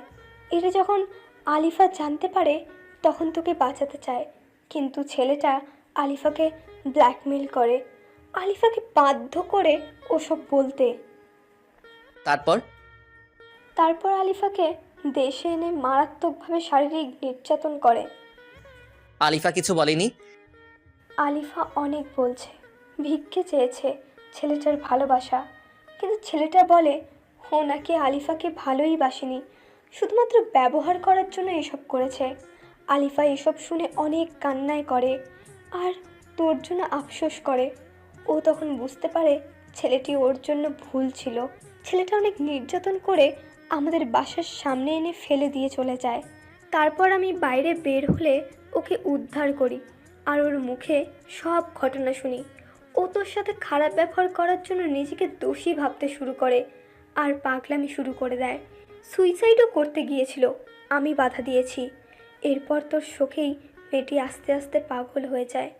ঠিকমতো খায় না, ঘুমায় না, শুধু তোর কথা বিড়বিড় করে বলে একা একা। নিজের অজান্তেই আমার চোখের পানি বের হয়ে আসলো। আমি যখন চেয়েছি বুঝেনি, আর এখন আমাকে এত ভালোবাসে। একদম চিনার উপায় নেই কি হয়েছে শরীরের অবস্থা, কত সুন্দরী ছিল আর কি হয়ে গেল। মা ওরে চিকিৎসা করাওনি সুস্থ করে তোলার জন্য? অনেক চিৎকার করেছি, কোনো লাভ হয়নি। ডাক্তার বলেছে ও কোনো দিন সুস্থ হতে পারবে না। তবে কি মা কোনো সুযোগ আছে? নিশ্চয়ই আমি ওকে সুস্থ করে তুলবই। ওকে সুস্থ করার উপায়টি হলো ভালোবাসা। মানে? হ্যাঁ, একমাত্র ভালোবাসার দ্বারা ওকে সুস্থ করা সম্ভব। ভালোবাসা পারে না এমন কিছুই নেই। ভালোবাসা পেলে বনের হিংস্র পশুও পোষ মানে। তাই একমাত্র ভালোবাসা দিয়েই ওকে আবার আগের অবস্থায় ফিরিয়ে আনা সম্ভব। সত্যি? তাহলে তো আমিই পারবো ওরে সুস্থ করে তুলতে, কারণ আমি ওরে অনেক বেশি ভালোবাসি। আমার প্রতিটি হৃদস্পন্দনের সাথে ও মিশে গেছে। হ্যাঁ, আমারও বিশ্বাস তুই পারবি। দোয়া করো মা, আমি যেন আমার ভালোবাসা দিয়ে ওরে আবার আগের স্বাভাবিক জীবনে ফিরিয়ে আনতে পারি। দোয়া করি বাবা, তুই সফল হো। কিন্তু আরেকটি কাজ যে আমাকে করতেই হবে মা। কি কাজ সেটা? আমার ভালোবাসার এই অবস্থার জন্য যে দায়ী, তাকে তো আমি ছেড়ে দিব না মা। হ্যাঁ বাবা, ওই জঘন্য মানুষটিকে বোঝাতে হবে যে কারো ভালোবাসাকে পুঁজি করে জীবন ধ্বংস করে দেওয়ার কষ্ট কতটা যন্ত্রণাদায়ক হয়। মা, তুমি শুধু দোয়া করো, আমি ওর প্রতিশোধ নিবই। এখন ওরে নিয়ে চলো রুমে। আচ্ছা, আমি আর নীরা নিয়ে আসছি। তারপর রুমে আসি, মা আর নীরা ওরে নিয়ে আসে। ওর কি অবস্থা, ওকে গোসল করিয়ে পরিপাটি করে রাখতে হবে। এতদিন একা ছিলাম তাই পারতাম না, এখন তোরা আসছিস, এখন পারবো। না মা, কাজটা আমি একা নিজে করতে চাই। আমার ভালোবাসা দিয়ে ওরে সুস্থ করতে হবে, তাই আজ থেকে ওর যাবতীয় কেয়ার আমি করব। তাহলে তো আরও ভালো, কিন্তু তুই কি পারবি একটা মেয়ের যাবতীয় কেয়ার করতে? ভালোবাসার জোর থাকলে সব পারা যায়। আমি ওরে ভালোবাসি, ওর স্বামী আমি, তাই আমাকে যে পারতেই হবে। আচ্ছা বাবা, যা তুই ওকে নিয়ে। ওরে সাথে নিয়ে আসলাম রুমে, আমার সামনে বসিয়ে রেখে দৃষ্টি না ফেলে ওরে দেখেই গেলাম। ভালোবাসার মানুষকে কাছ থেকে দেখাটা অনেক বেশি আনন্দের। পাগলিটার কিছু মনে পড়ছে না, শুধু খিলখিল করে হাসছে, ড্যাব ড্যাব করে তাকিয়ে আছে। ওর চোখে মুখে অনেক আকুতি জমে আছে, অনেক কিছু বলতে চাইছে হয়তো, কিন্তু মানসিক ভারসাম্য না থাকায় পারছে না। ওরে বললাম, এই পরি চলো তোমাকে গোসল করিয়ে আনি। আমি গোসল করব না, আমি তো পড়ি তাই গোসল করব না। তুই কর গোসল আর যা সর, আমার কাছে আসবি না, আমাকে ধরবি না। ওরা না আমাকে অনেক অত্যাচার করেছে, অনেক ব্যথা। আমি গোসল করব না, তুই গোসল কর, তুই পাগল। ওর কথা শুনে নিজের অজান্তেই দু চোখের কোণ বেয়ে অঝরে জল ঝরতে থাকে। এত সুন্দরী পরিষ্কার পরিপাটি থাকা আমার পরীর আজ এই নির্মম অবস্থার জন্য দায়ী ওই ডাক্তার। আমি ছাড়বো, খোদার কসম। আমি ওকে বুঝিয়ে দিব মানুষের জীবন নিয়ে খেলা করা কতটা ভয়ঙ্কর হতে পারে। এই তুই কি জানোস, আমার না জুনিয়র পিচ্চি স্বামী ছিল, ওরা আমি শেষ হতে দেখেছি। তোর স্বামী তোরই সামনে বসে আর তুই আজ চিনছিস না? যাই হোক, ওরে জোর করে গোসল করাতে নিয়ে গেলাম, যদিও ও যেতে চায়নি। সুন্দর কেশগুলিও কেমন মৃতপ্রায় হয়ে গেছে যত্নের অভাবে। তারপর নিজ হাতে ওর ওই চুলে শ্যাম্পু করে দিলাম, চুলগুলো যেন আবার আগের হারানো সতেজতা ফিরে পেল। ভালো করে ওরে গোসল করিয়ে দিয়ে নিজ হাতে সেই প্রথম যেদিন নীল শাড়িতে দেখেছিলাম আর প্রেমে ডুবে গেছিলাম সেই শাড়িটাই পরিয়ে দিলাম। পাগলিটা একদম স্থির হয়ে দাঁড়িয়েছিল, ওর চোখের ভাষা বলছিল আমাকে আমি যেন নিজ হাতে ওকে শাড়ি পরিয়ে দেই। ভালোবাসার মানুষের কেয়ার করা ও যে অনেক বড় পাওয়া। আমার খুব ইচ্ছে ছিল ওর চুলে আমি শ্যাম্পু করে দিব, ওরে শাড়ি পরিয়ে দিব, কপালে টিপ পরিয়ে দিব। প্রতিটি ইচ্ছে এখন পূর্ণতা লাভ করেছে, কিন্তু এই পূর্ণতা ও উপভোগ করতে পারছে না। হাত ভরে মেহেদি এঁকে দিলাম। আজ আমি আমার ভালোবাসাতে ওকে রাঙিয়ে নিলাম। অপূর্ব অপরূপ সুন্দর লাগছে ওরে। ওর চুলের ঘ্রাণে আমি আজ মাতাল হয়ে যাচ্ছি। তারপর ওকে বিছানায় বসিয়ে দিয়ে আমি নিজেও ফ্রেশ হয়ে ওর শাড়ির সাথে ম্যাচিং করে নীল পাঞ্জাবি পরে আম্মুর রুমে নিয়ে যাই। মাশাল্লাহ, বৌমাকে আজ সে প্রথম দিনের মতো লাগছে। কতদিন পর এইভাবে দেখছি। তুই পারবি বাবা, তোর ভালোবাসা দিয়েই সব কিছু জয় করতে পারবি। চল এখন লাঞ্চ করবি। নিজ হাতে তুলে ওরে খাইয়ে দিলাম। ও কেন যেন কোনো রকম বাধা দিচ্ছে না। ও হয়তো এই ভালোবাসা পেতে চেয়েছে। ওরে খাইয়ে আমিও খেয়ে আবার দুজন রুমে চলে আসি। এই, তুই কি আমাকে বিয়ে করবি? তোরে আমার পছন্দ হয়েছে, তুই খুব ভালো। বিয়ে তো অনেক আগে করছি, তবে হ্যাঁ, ও সুস্থ হলে আবার বিয়ে করে নিব। তারপর ওরে বললাম, হ্যাঁ আমি তো তোমাকে বিয়ে করবই। তুই আমার জামাই হবি? আমার শরম করতেছে, তুই সর। পাগলিটা লজ্জা পেয়েছে। লজ্জা পেয়ে একদম লাল টুকটুকে হয়ে গেছে। লজ্জা পেলে যে ওরে আরও বেশি কিউট লাগে আজ বুঝতে পারলাম। দেখতে দেখতে বিকাল গড়িয়ে এলো। বিকালবেলায় ছাদে যেতে ওর ভালো লাগে, তাই আমি ওরে নিয়ে ছাদে যাই। এখানে কেন আসলি আমাকে নিয়ে? এখানে আমার এই বেলায় আসতে ভালো লাগে, কিন্তু আমার সাথে না কেউ আসতোই না। তুই আসলি আমাকে নিয়ে, আমার সাথে কি প্রেম করবি তুই? আজ থেকে প্রতিদিন এই সময় তোমাকে আমি ছাদে নিয়ে আসব। আর তোমার সাথে আমি প্রেম করব সুন্দরী। আচ্ছা, তাহলে তুই এখন এইখান থেকে লাফ দে। আরে পাগলি, তাহলে যে আমি মরে যাব, তোমার সাথে প্রেম করব কেমনে? ও, মরে যাবি লাফ দিলে? থাক তাইলে, তুই আমার সাথে আমার হাত ধরে বসে থাক। তারপর ওর হাত ধরে বসে থেকে বিকাল শেষে সন্ধ্যায় সূর্যাস্ত দেখে আবার রুমে চলে এলাম। রুমে এসে ওরে নাস্তা করিয়ে বললাম, এখন তুমি একটু ঘুমাও। কেন, তুই কি এখন চলে যাবি আমাকে রেখে? আমাকে রেখে যাস নি, আমার সাথে থাক। তোর সাথে থাকলে আমার ভালো লাগে। আরে আমি যাব না, তোমাকে ছেড়ে আমি কোথাও যাব না। তুমি ঘুমাও, আমি একটু বেলকনিতে গিয়ে বন্ধুদের সাথে কথা বলবো। অনেকদিন হলো ওদের সাথে কথা বলিনি। আমি ঘুমাবো কেমনে? আমার ঘুম আসে না। তুই ঘুম পাড়িয়ে দিবি আমায়? বল, দিবি না? আমার পরীর কথা কি আমি ফেলতে পারি? তারপর ওরে ঘুম পাড়িয়ে কপালে একটা কিস দিয়ে বেলকনিতে যাব। যখন ঠিক তখনই দেখি পাগলিটা আমার পাঞ্জাবির এক প্রান্ত ধরে ঘুমিয়ে আছে। এখন তো ছাড়াতে গেলেই ঘুম ভেঙে যাবে। বন্ধুদের সাথে কথা আজ বাসায় আসলে বলবো নি, এখন বরং আমি ওর মাথার পাশে বসে থাকি। ঘুমন্ত চেহারা যে কতটা নিষ্পাপ আর সৌন্দর্যে মোড়ানো, সেটা পরীকে এভাবে কাছ থেকে না দেখলে বুঝতেই পারতাম না। ওর কাজল কালো হরিণী চোখ, দীঘল কালো ঘন কেশ, ঠোঁটের নিচের তিল আর পরনে নীল শাড়ি আমাকে প্রতি মুহূর্তে নতুন করে ওর প্রেমে ডুবিয়ে দিচ্ছে। আমি যে সৌন্দর্যে মাতাল হয়ে যাচ্ছি। কিছু না ভেবে ওর কোমল হাতটি আমার হাতে রেখে দিয়ে কপালে একটি ভালোবাসার প্রতীক এঁকে দিলাম। আর তখনই ওর ঘুমটা ভেঙে যায় আর আমাকে টান দিয়ে বুকে জড়িয়ে নেয়। ছাড়বো না এখন। দেখি কেমনে যাস তুই। আমার কপালে কি করলি বলে দেবো, তুই পচা। এই ছাড়ো, আর সবাইকে বলবা কেন? আমি তো তোমাকে ভালোবাসি, তাই কিস করেছি। তুই পচা। আমি ঘুমিয়ে গেলে সুযোগ পেয়ে এসব করছিস। আমাকে না বলে আমি তোর আম্মুকে বলে দেবো।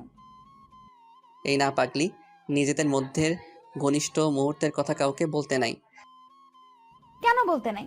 বললে কি তোকে তোর আম্মু মারবে? মনে মনে এই পাগলির সাথে মোটেও পাগলামি করা যাবে না, করলেই বিপদ। তার থেকে বরং ওর কথাতেই সাড়া দেই। হ্যাঁ, আম্মুকে বললে আমাকে অনেক মারবে। আর আমাকে আম্মু তোমার সাথে প্রেম করতে দিবে না, তোমার সাথে থাকতেও দিবে না। ঠিক, তাহলে বলবো না। এই তো ভালো মেয়ের মতো কথা। আমি ভালো আর তুই পচা। আচ্ছা আমি পচা, তুমি অনেক অনেক ভালো, খুশি হও এবার। আমি অনেক বেশি খুশি। তুই আমাকে একটা জিনিস দিবি? হ্যাঁ অবশ্যই দিব, বলো কি চাও। আমার একটা পুতুল কিনে দিবি? ওই পুতুল দিয়ে আমি খেলবো। হায় রে পাগলি, পুতুল নিয়ে খেলবে কয়েক বছর পর ওর বাচ্চা, আর এখনো বলো ও নিজেই খেলবে। কি আর করার, সুস্থ হবার আগ পর্যন্ত পাগলামি সহ্য করতেই হবে। আচ্ছা কাল তোমাকে পুতুল কিনে দিব। তুই পচা না, খুব ভালো। তুমিও পাগলি। এদিকে আবার সবার আসার সময় হয়ে গেছে। আর মাকে বলছি আমার কথা গোপন রেখে আসতে বলতে, যাতে ওরা দেখে চমকে যায়। দাদা সবাই চলে আসছে, তুমি ভাবিকে নিয়ে নিচে চলে আসো। আচ্ছা তুই যা, আর কাউকে আমার কথা বলবি না, আমি তোর ভাবিকে নিয়ে আসছি। কোথায় যাবি আমাকে নিয়ে? নিচে ডাইনিং রুমে যাব। আচ্ছা, আমার হাত ধরে নিয়ে যাবি? বউয়ের হাত ধরে যেভাবে নিয়ে যায় ওইভাবে? ওইভাবেই নিব। ওদিকে আত্মীয় স্বজন, বন্ধু বান্ধব সবার সাথে কথা বলছে। আর হ্যাঁ, আজকে আমার জন্মদিন ছিল, তাই সবাইকে আজ বাসায় ইনভাইট করা হয়েছে। তোমরা সবাই কেমন আছো? হ্যাঁ ভালো আছি, আপনি কেমন আছেন? হ্যাঁ, আমিও ভালো। সবাই তো জানো আজ মেহেদির জন্মদিন।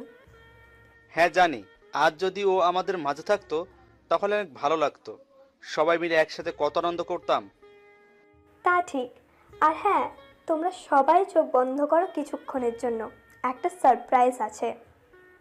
আচ্ছা বন্ধ করলাম আমরা চোখ। আলিফাকে নিয়ে ওদের সামনে চুপচাপ বসলাম। এইবার সবাই চোখ খুলতে পারো। সবাই চোখ খুলে অবাক, হতভম্ব হয়ে গেছে, তাকিয়ে আছে অদ্ভুত দৃষ্টিতে। মেহেদি, তুই কিভাবে এখানে? বেঁচে আছিস তুই? আর আমরা সবাই ভেবেছি আমাদেরকে চলে গেছিস। না রে বন্ধু, তোদের সবাইকে রেখে কি করে যাব? আল্লাহ নিজেই হয়তো এটা চাইনি, তাই বাঁচিয়ে রাখছে। তোরে অনেক অনেক মিস করছি রে বন্ধু। এখন আর মিস করতে হবে না, আমি এসে গেছি। সবাই আবেগপ্রবণ হয়ে গেছে। সবার সাথে অনেক দিন বুকে বুক মিলিয়ে কোলাকুলি করে বার্থডে উদযাপন করলাম। সবাই বলো সারপ্রাইজটা কেমন ছিল? আন্টি, পৃথিবীতে এর থেকে বড় সারপ্রাইজ আর হতে পারে না। হারানো বন্ধুকে ফিরে পাওয়া যে অনেক আনন্দের, আর তাও আবার এমন একটা স্পেশাল দিনে।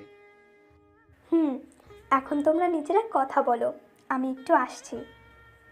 আচ্ছা আন্টি। কিরে, তোরা সবাই কেমন আছিস তাহলে? এতদিন তো বেটা কেউই ভালো ছিলাম না, তবে এখন অনেক ভালো আছি বন্ধু, তোকে ফিরে পেয়ে।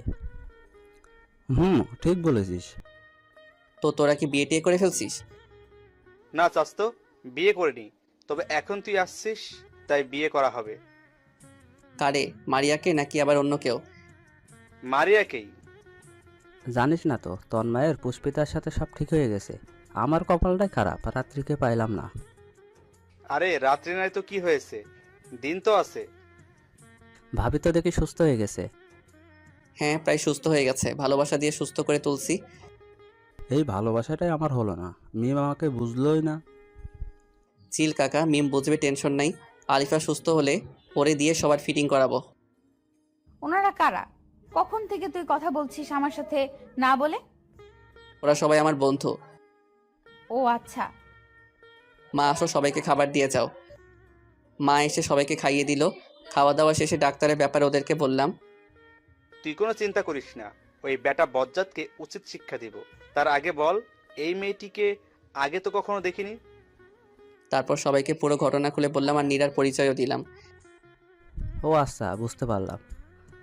তাহলে নীরাকে দিয়েই কাজ হবে, ডাক্তারকে উচিত শিক্ষা দেওয়া যাবে। না, ও পারবে না, এদেশের ব্যাপারে ওর অভিজ্ঞতা নাই। নীরাকে বুঝিয়ে বললাম, ও বলল পারবে। তাহলে তো হলোই, এখন সব ব্যবস্থা করি। আচ্ছা। তারপর সবাইকে বিদায় জানিয়ে আলিফাকে নিয়ে রুমে আসলাম। এখন কি করবি, ঘুমাবি নাকি? না, এখন তোমাকে ছাদে নিয়ে গিয়ে গান শোনাবো। সত্যি? তাহলে এক্ষুনি চল। ওকে। তারপর ওকে নিয়ে ছাদে আসি। ওর শিউলি ফুল খুব পছন্দ, তাই আজকে আমি ওকে শিউলি ফুলের মালা গেঁথে দিলাম, আর বেলি ফুলের মালা খোপায় বেঁধে দিলাম। ও অনেক খুশি হয়েছে আজ। ওর এই হাসি মুখ দেখার জন্য আমি রোজ শিউলি ফুলের মালা আর বেলি ফুলের মালা নিজ হাতে গেঁথে ওর খোপায় বেঁধে দিব, আর বেলকনিটা কাঠগোলাপে ভরিয়ে দিব। কাঠগোলাপের সাধার মায়ার মাঝেই আমার ভালোবাসা খুঁজে নিবে। তারপর ওকে নিয়ে এসে আমার বুকে ওর মাথা রেখে ঘুম পাড়িয়ে দিলাম। ওর ঘুমন্ত মিষ্টি মুখটা দেখে কপালে একটি চুমু দিয়ে আমিও ঘুমিয়ে গেলাম।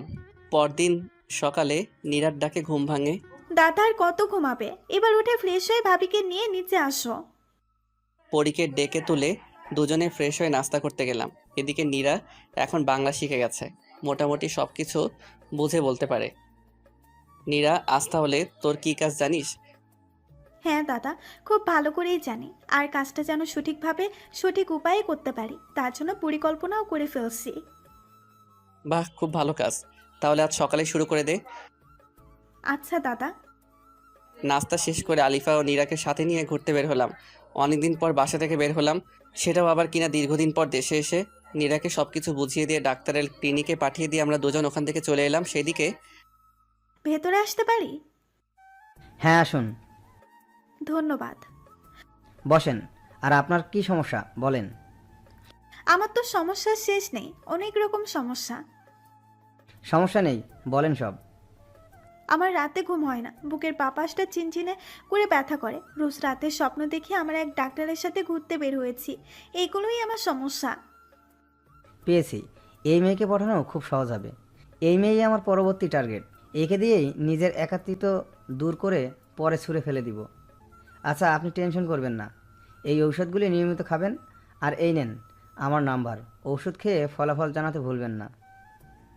আচ্ছা ঠিক আছে, আমি এখন আসি। আর হ্যাঁ, আপনি অনেক স্মার্ট।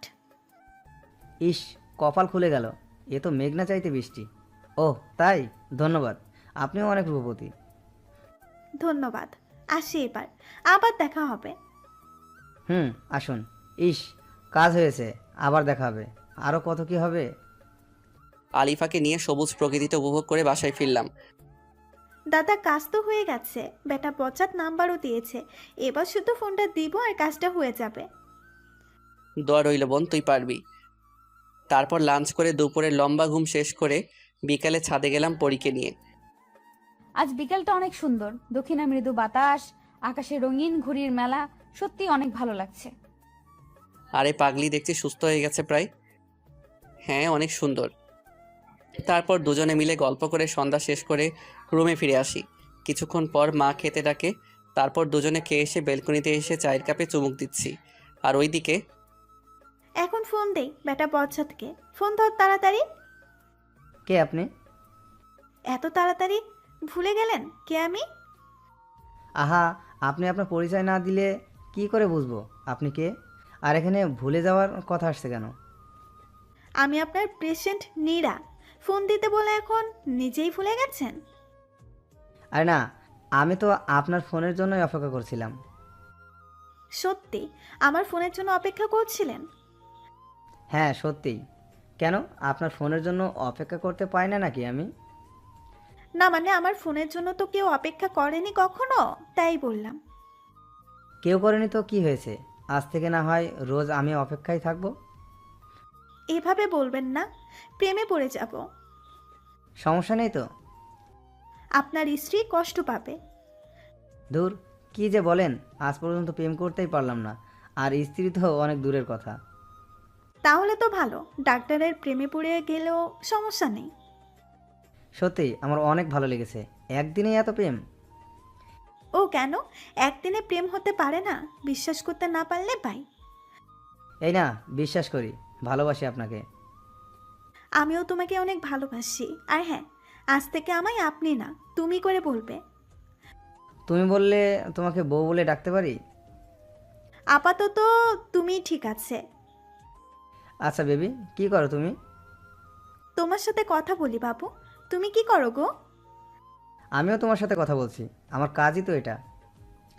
অনেকক্ষণ কথা শেষে আচ্ছা বাবু, এখন ঘুমাও। আর 5টা মিনিট থাকো প্লিজ। চুপ, আর 1 সেকেন্ডও না, এক্ষুনি ঘুমাও। Good night.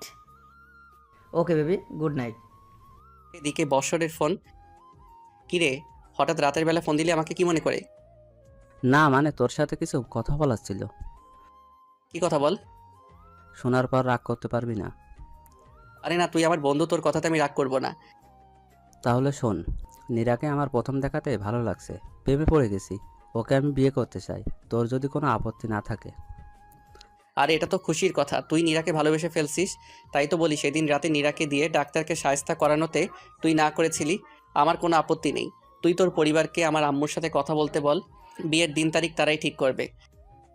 আচ্ছা বন্ধু, ধন্যবাদ তোকে। আর হ্যাঁ, তোর বোনকে বিয়ে করব বলে তোকে ভাইজান বলে ডাকতে পারবো না।